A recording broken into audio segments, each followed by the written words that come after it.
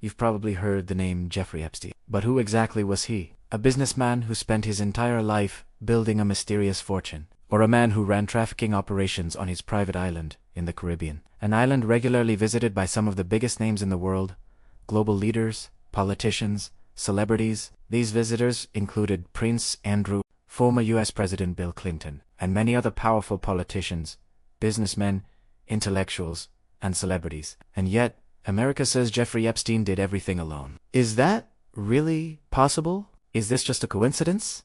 Or is there another story behind it? People still ask, what was the real connection between US President Donald Trump and Jeffrey Epstein? And why were the Epstein Files hidden for years? What secrets do they contain? To understand Epstein's cruelty, we must start from the very beginning.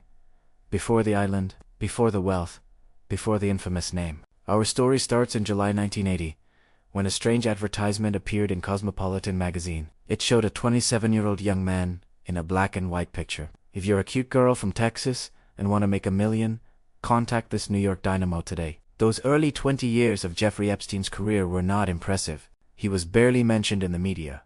And when he was, it wasn't as a top banker. Jeffrey Edward Epstein was born in 1953 in Brooklyn, New York. His parents were both working. His mother, Pauline, worked as a teaching assistant. His father worked as a gardener for New York Parks Department. Neighbors described the Epstein family as quiet, polite, and kept to themselves. Jeffrey and his brother were good students, especially Jeffrey, who was excellent at math and calculus. He graduated high school 2 years early in 1969. He studied at Cooper Union on free tuition and performed well in mathematics. Later he transferred to NYU, but dropped out before finishing his degree. People assume an investment banker must have gotten his start on Wall Street. But Epstein's first job wasn't on Wall Street. His first real job was at Dalton School, an elite private school in New York, where he taught math and physics. According to school records, Epstein was fired due to poor performance.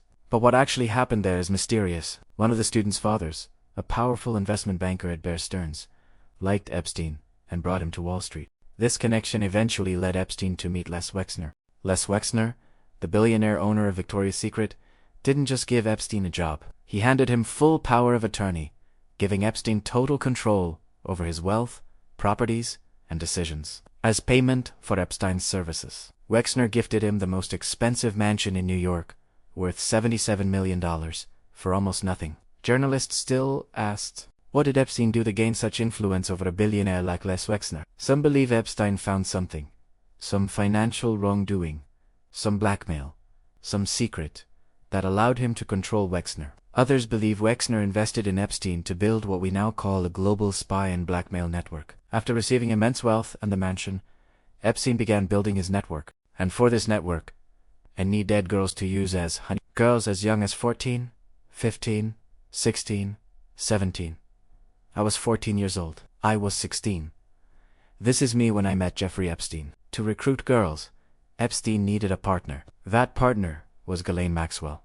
To understand Ghislaine, we must understand her father, Robert Maxwell. Robert Maxwell was a notorious media mogul, owner of Pergamon Press, a British MP, and believed by many journalists to be an intelligence agent. Just days after a massive financial fraud scandal exposed him, Robert Maxwell was found dead, floating near his yacht in 1991. His publishing empire controlled many major textbook publishers across the world. Some say, the system sells you knowledge, then uses the same system to control you. Ghislaine Maxwell grew up around world leaders, spies, businessmen, and powerful people. She inherited her father's skills and used them in Epstein's operations. She helped Epstein create a sophisticated honeypot system to trap and blackmail global elites.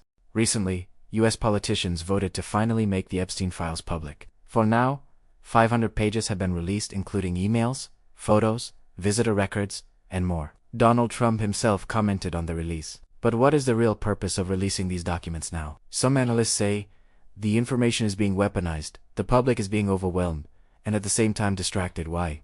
Because when Epstein supposedly killed himself in prison, the security camera footage conveniently disappeared. To this day, nobody knows who visited him that night, or whether it was suicide or murder. Ghislaine Maxwell, the key accomplice, is now in a low-security prison. Right after she refused to talk about Trump's connection, she was mysteriously transferred. This suggests that the real names, the powerful people, might still be protected. You've seen leaks before.